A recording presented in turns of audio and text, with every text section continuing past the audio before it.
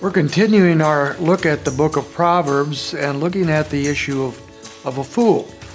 Again, we're talking in the context of foolproofing your life. That is, God does not want us to act foolishly. God does not want us to be characterized as a fool.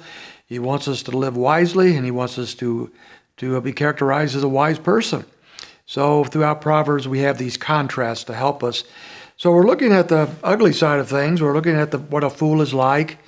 And with the hopes, I think, as Proverbs are given to us, that we recognize when we're living foolishly and we deal with it and do not continue down that road.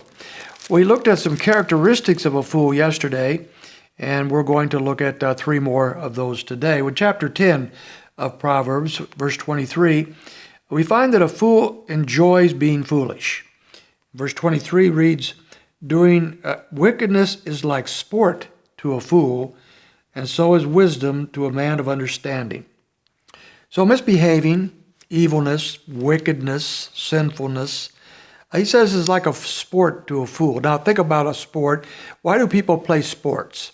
Well, they play sports because they enjoy it. It's fun. It's something they like to do because it's entertaining to them. And so the picture then is here is a one who enjoys, who gets his kicks out of being foolish, and that is in the context of wickedness. So doing evil things, wicked things, watching others do wicked things, being involved in that in some way or the other, is something that the foolish actually enjoy. So watch yourself on that. Do you get your jollies out of foolishness? Do you find that you see sinful things as humorous? You joke and jest about foolish things. Scripture in the New Testament warns about coarse jesting, and I think that's what it's talking about, making fun or getting our laughs out of sinful behavior. And a fool does that, not a wise person. Here's the second thing also found in chapter 10. A fool will come to ruin.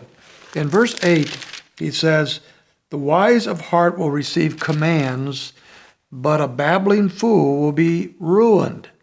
In verse 10, he says, "He who winks the eye causes trouble, and a babbling fool will be ruined." So twice here in these two verses, he says a babbling fool will be ruined.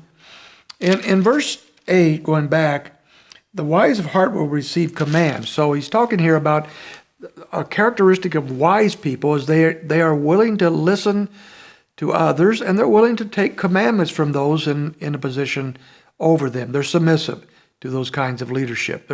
That's a characteristic of wisdom. The fool, on the other hand, simply likes to babble.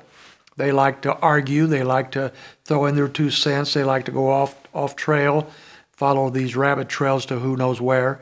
That's a characteristic of a fool. In verse 10, he says, "He who winks his eye causes trouble." In the ancient times, winking at other people was not a sign of flirtation. It was a sign of being insincere. Yeah, it was a sign of deception. It was saying one thing, meaning another. And such a person, he says, causes trouble. And again, a babbling fool will be ruined. That kind of person, that kind of lifestyle, being insincere, of not listening to other people, of simply wanting to hear your own voice and babble on, those are things that are characteristics of a fool, and it will lead them to ruin, the Scripture says here. Probably the most fundamental aspect or characteristic of a fool is found in chapter 1 and verse 29, and we're not surprised by this. Another characteristic of a fool is that they do not fear God.